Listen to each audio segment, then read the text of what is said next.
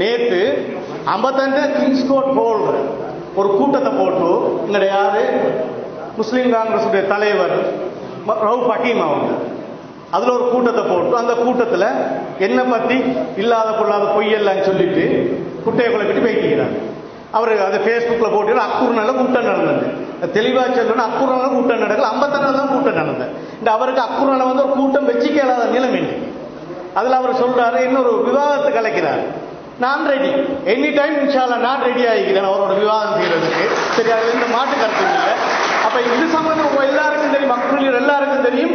இது சம்பந்தமாக கிங்ஸ்கோட் ஹோல்டே தான் இப்போ கிட்டத்தட்ட ஒரு 1.5 வருஷத்துக்கு முந்தி ஒரு ஒரு குரூப் முன்னுக்கு வந்து ஒரு இது சம்பந்தமான ஒரு விவாதம் ஒன்று வச்சாங்க, ஒரு கலந்துரையாடல் மாதிரி.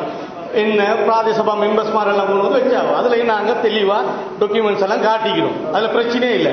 நான் அதே குழுக்கு நான் அழைப்பு விடுக்கிறேன். ஏனென்றால் இன்ஷா அல்லாஹ் இந்த விவாதத்துக்கு ஏற்பாடு செய்யுங்க, நான் ரெடி ஆகிறேன் விவாதத்தை செய்கிறது. அது எந்த மாற்ற கருத்து இல்லை. அடுத்து உண்மையில் அவர் ஸ்பீச்சை பாருங்க பார்ப்போம். ஒரு ஒரு ஒரு லீடர் பேசுற மாதிரியா பேசுறாரு. எனக்கு உண்மையில டவுட் ஆகிது, அவருக்கு என்னமான கொஞ்சம் அவருக்கு என்னமான நெட்டனமான லூஸ் ஆகிதோ தெரியாது. கிட்ட போற இடத்துல எல்லாத்துலையும் வாங்கி கட்டிதான் போறாரு. இப்ப அப்ப உண்மையில அவருக்கு வயசாகிட்டு நான் நினைக்கிறேன். அந்த கட்சிக்காரர்கிட்ட அவங்களோட கட்சி ஆதரவாளர் நான் சொல்றது வந்து அவருக்கு பென்ஷனை கொடுத்துட்டு வேறொருத்தரை கொண்டு வாங்க அவருக்கு. அடுத்தது வந்து இது அந்த விஷயங்களை பேசுறதுக்கு ஒரு எலெக்ஷனும் இல்லை.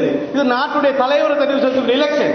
சும்மா வந்து அக்குள்ள குழப்பத்துண்டு பண்றதுக்காக இப்படியான கருத்துக்களை அவங்க போட்டு போறது. அதனால மிக தெளிவாக நான் முஸ்லிம் காங்கிரஸுடைய தலைவர் ரவுஃப் ஹக்கீம் அவர்களுக்கு நான் வந்து உண்மையிலே அவர அந்த விவாதத்துக்குரிய அந்த அழைப்பை நான் ஏற்றுக்கொள்றேன். எனி டைம் நான் ரெடி ஆகின்ற செய்தியை இந்த உங்கள் முன்னிலை நான் அந்த செய்தியை சொல்லிக்கொண்டு உண்மையிலே இந்த நாங்கள்